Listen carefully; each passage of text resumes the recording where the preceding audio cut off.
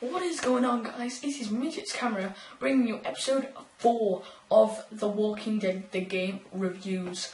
This episode is called Around Every Corner. So, if you don't know how these episodes will work, it's me giving you a fair detailed plot of the story and then my mini review after. So if you're looking for the review, make sure you actually skip towards the end of the video because that's obviously where it will be.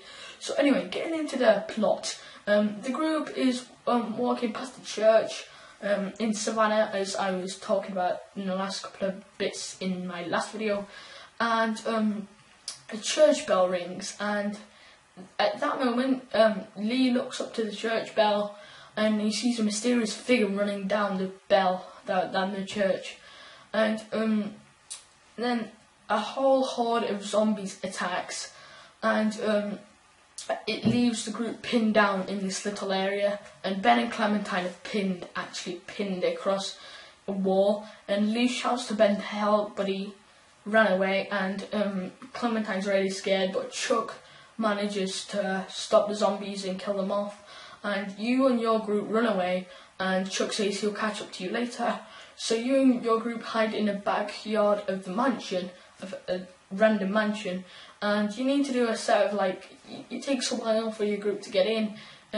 You eventually find a dead dog collar, which is like a chip in it, so it like opens up the pet hole thingy in the door, and Clementine sneaks in, opens the door, and you're in the mansion. Omid and Krista rushes in with Omid on her back, because Omid's obviously got a broken leg, and she, tries to fix him up, and then the group looks around the house to look for any dangers, and Kenny goes upstairs into the attic and finds a starved to death zombie that looks exactly like Doug. Ben didn't go up to the attic because, he was scared.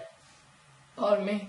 And Lee walks up to the attic and he talks to Kenny, talks about how it looks like Doug, and the next scene is actually pretty you and Kenny going off to the coastline and looking for a boat, but there is no boat, and that is, very heartbreaking for Kenny.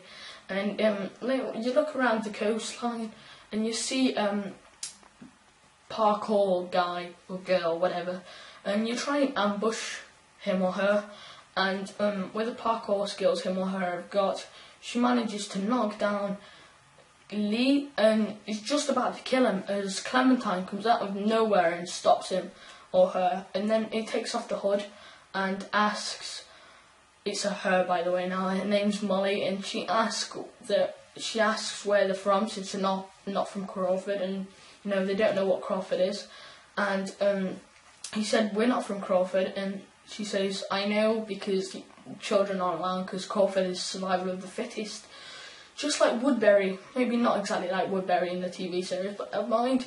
And you get ambushed by zombies again, and Lee is forced to go into the sewers.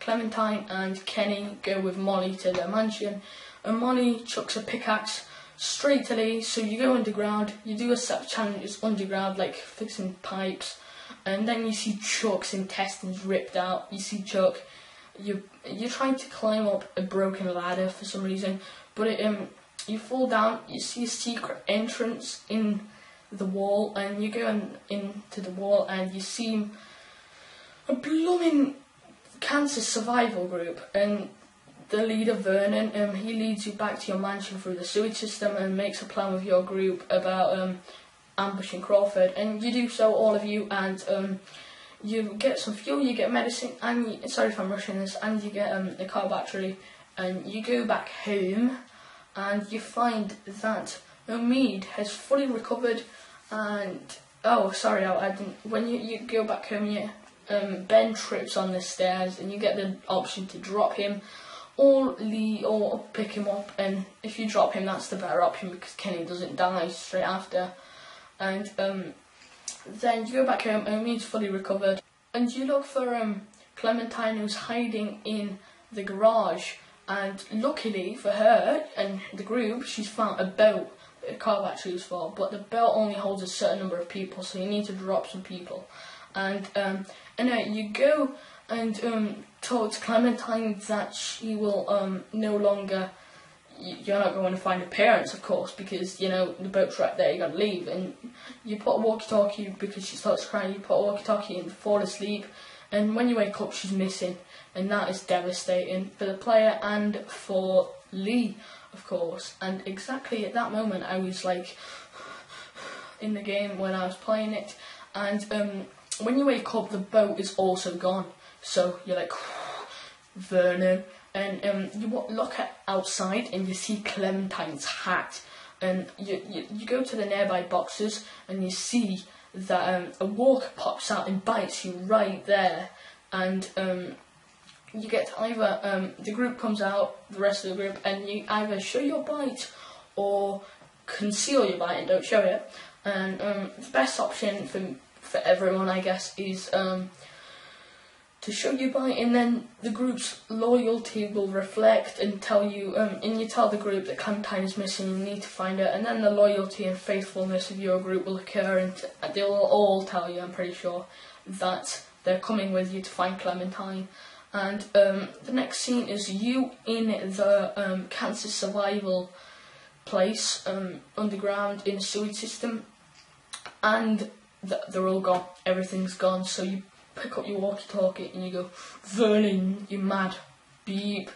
And the walkie-talkie replies, I'm not Vernon if you're asking, but I will choose your next words very carefully. And in that moment, Lee is shocked, and that's how the episode ends. And this episode was actually the best episode yet, if not better than episode 1. I really enjoyed this episode, guys. I mean, you know, it's amazing how it had my heart up here in the whole episode, man. I really recommend this episode, you know, and I'll give this episode a 10 out of 10, and I don't give that often. And hopefully you enjoyed this episode, guys. If you enjoyed this episode, make sure, you know, you obviously subscribe for more videos, and I will see you guys later. Bye.